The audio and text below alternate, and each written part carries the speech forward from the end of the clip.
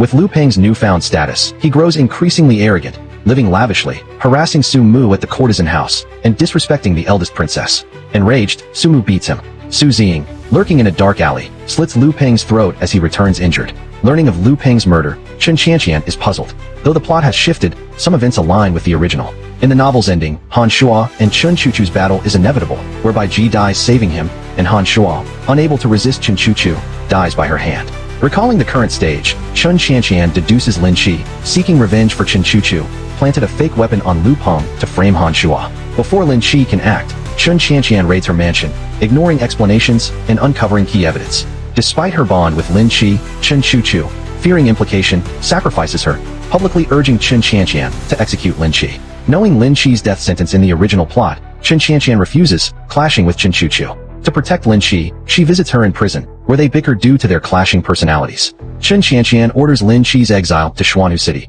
giving her a Huayuan City gold token.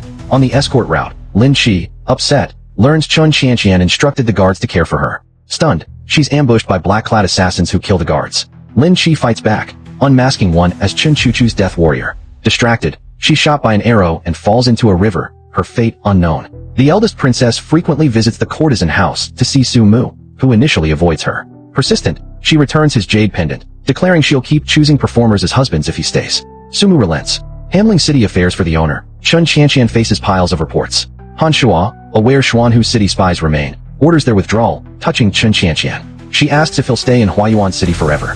Unsure of the future, Han Shua uses a seal and ink pad to symbolize their inseparable bond, like their love. Understanding, Chen Qianqian gazes at him lovingly, and as they lean in for a kiss, Zirue knocks, urging rest, disrupting the moment. After sending Zirue away, Bai Ji knocks, but Han Shua bars him, forbidding interruptions. As they prepare to embrace, Mingwen nearly breaks the door, shouting urgent news. Linshi's reported death panics Chen Qianqian, who resolves to change the ending.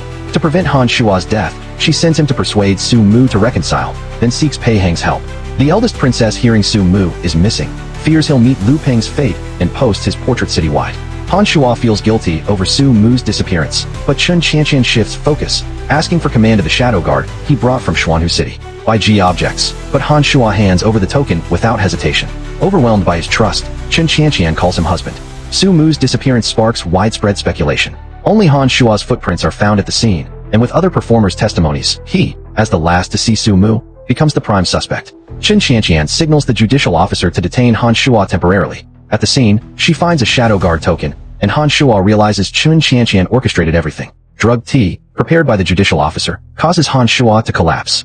Upon waking, Pei Heng delivers a decree banishing him to the southern frontier under heavy guard, never to return to Huayuan City or Xuanhu City, along with Chen Qianqian's handwritten divorce letter. Refusing to believe her cruelty, Han Shua begs to see her. To crush his hopes, Pei Heng takes him to Yueli Mansion. Chen Qianqian is Huayuan City's third princess, but Chen Shaoqian, inhabiting her, knows her purpose and Han Shua's scripted fate. To save him from the story's main arc, she claims she never loved him, calling their past a ruse to use him as leverage against Xuanhu City's owner.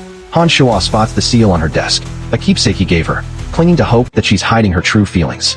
To sever their bond, Chen Qianqian smashes the seal, its fragments mirroring Han Shua's shattered heart and memories. Devastated, Han Shua, ignoring the pain, rips off his copper ring, declaring their ties severed.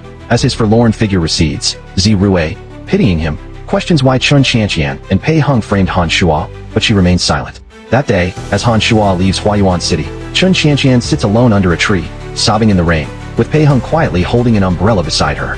Meanwhile, Linshi, though shot, survives thanks to the gold token Chen Qianqian gave her. After Han Shua's departure, Chen Qianqian drowns in debauchery, drinking and carousing with performers, exhausting them until they beg for mercy, only to be promptly expelled by her. Pei Heng, aware of her lingering attachment, meticulously reassembles the broken seal.